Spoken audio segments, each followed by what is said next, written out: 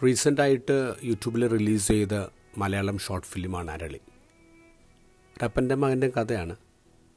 അപ്പനൊരു പാവപ്പെട്ട ചൂണ്ടക്കാരനാണ്. ഒരു ദിവസം വഞ്ചിയെടുത്തയാൾ മീൻ പിടിക്കാൻ പോകുമ്പോൾ മകനും കൂടെ വരുന്നുണ്ട്. മകൻ ഇട്ടിട്ടൊന്നും കിട്ടുന്നില്ല. അപ്പനിങ്ങനെ 2-3 ചെറിയ മീനൊക്കെ കിട്ടി. ഇപ്പം മകൻ സങ്കടപ്പെടും. എന്നിട്ട് പറയാം, അപ്പൻ്റെ ചൂണ്ടയുടെ പ്രത്യേകതയാണ്, അപ്പൻ്റെ ചൂണ്ടതാന്ന് പറഞ്ഞാൽ അവൻ ആ ചൂണ്ടയിടും. കുറച്ച് കഴിഞ്ഞപ്പോൾ അവന് വലിയൊരു മീൻ കിട്ടുകയാണ്, ഒരു വാള് കിട്ടുകയാണ്. അവന് വലിയ സന്തോഷമായി.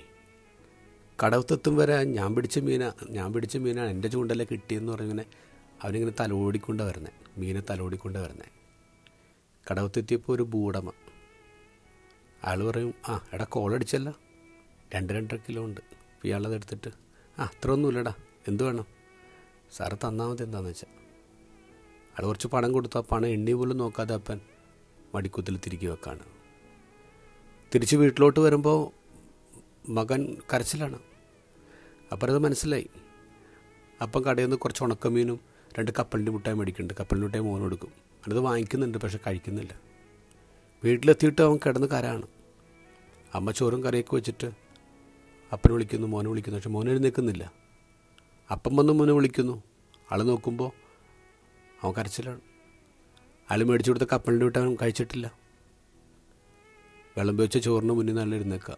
ഇപ്പോൾ ഭാര്യ വയ്ക്കുക, എവിടെ പോണ്? ഞാൻ ഇപ്പോൾ വരാടി. ആൾ വഞ്ചിയെടുത്ത് ആ രാത്രിയിൽ മീൻ പിടിക്കാൻ പോവാണ്. ഈ അപ്പൻ എൻ്റെ ഈശോയാണ് ഓർമ്മപ്പെടുത്തുന്നത്.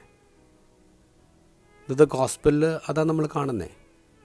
സമതലത്തിലേക്ക് ഇറങ്ങിയവരാണ് ഈശോയും ശിഷ്യന്മാരും, യൂദയ, ജെറുസലേം എന്നുള്ള സിറ്റീസിൽ നിന്നുള്ള ആൾക്കാരും, കടലോര ഗ്രാമമായ ടയർ സീതോൻ്റെ ആൾക്കാരും.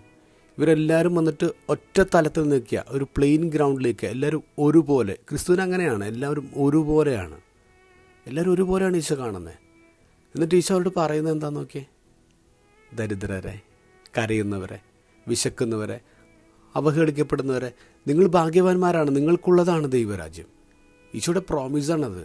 നിങ്ങൾ കരഞ്ഞിരിക്കുന്നതും, നിങ്ങൾ വിശന്നിരിക്കുന്നതും, നിങ്ങൾ അവഹേളിക്കപ്പെടുന്നതും, നിങ്ങൾ ദരിദ്രരായിട്ടിരിക്കുന്നതും എൻ്റെ ആഗ്രഹമല്ല, അതെൻ്റെ ഇഷ്ടമല്ല. ഞാൻ കരയാതിരിക്കാൻ, വിശന്നുറങ്ങാതിരിക്കാൻ എൻ്റെ ഈശോ ഒറ്റയ്ക്കൊരു വഞ്ചിയെടുത്ത് പുഴയുടെ നടുവിലാണ് ഉറക്കൊളിച്ചിരിക്കുകയാണ്.